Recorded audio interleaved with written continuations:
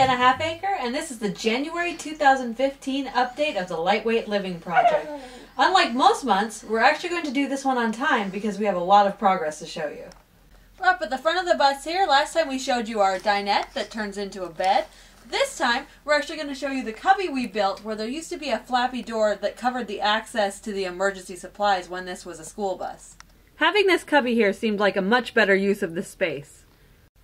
Most of the work we've done this month has been in the kitchen, including this cabinet we've built for the fridge, which has space up above, and a spot down below for the batteries, which we had originally planned to put under the couch, but we've shifted over here. Eventually this space will be enclosed and vented to the outside. We framed out the counter and the cabinets and moved the sink from its old location to where it is now. Eric took advantage of the space in the stud bays to build this spice rack here.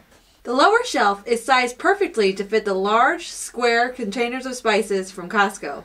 Originally, the countertop had come all the way back into the corner, but we decided that countertop that isn't easily accessible is a waste of the space, so instead, we've blocked out this closet. The closet makes use of this space by going back around the corner. It has several small shelves for clothing, a short closet rod for jackets, and a spacious top shelf for all kinds of things. Originally, we had planned to have a wood stove here. We'd even had a hearth built for it, which we've removed. However, we've decided with the climates we're going to that a small propane furnace will be sufficient. We're going to be installing that here. We'll also be installing our cook stove here and a hood fan up above. You may notice a gaping hole in our bathroom wall. This is because we used to have a set of fans to pull hot air from above where the wood stove would have been through a duct and into the bedroom.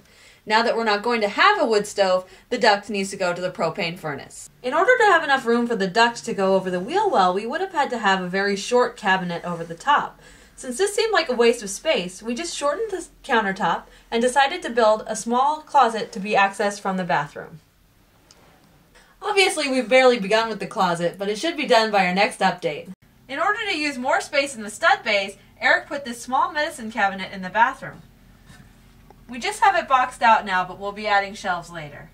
For the last thing we have to show you, I'm going to let Eric take over, and it's right above my head.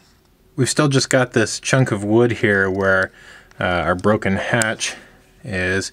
We're going to need to replace that, I believe, too. So we got these pipes sticking out of the roof. Might be kind of hard to see here, but they're actually mounted with floor flanges. Those are screwed into the cross members of the roof and siliconed. And if we come across here, you can see we actually have an entire roof rack with a Yakima basket on top. That'll give us the ability to haul a couple of extra fuel cans and some other things up there. Underneath you can see our 2x4 crossbars there. Those are going to get replaced. Either we'll just take those 2x4s out, treat them, get them ready for the trip, or we're going to go ahead and get some Thule hardware. We haven't quite made up our minds about that yet, but the 2x4s actually seem to be plenty sturdy enough, but we definitely want them waterproofed. One of the biggest difficulties with this lately has been the weather. Doing this in winter in Alaska with only a small propane heater to keep us warm, which just broke, has been really tough. As you can see from the buildup of ice on the windows, it's really cold in here, probably the same temperature as outside, which right now is 15 degrees. So that's it for our January 2015 construction update. We will have one more construction update next month. However, we've set our departure date for March 8th.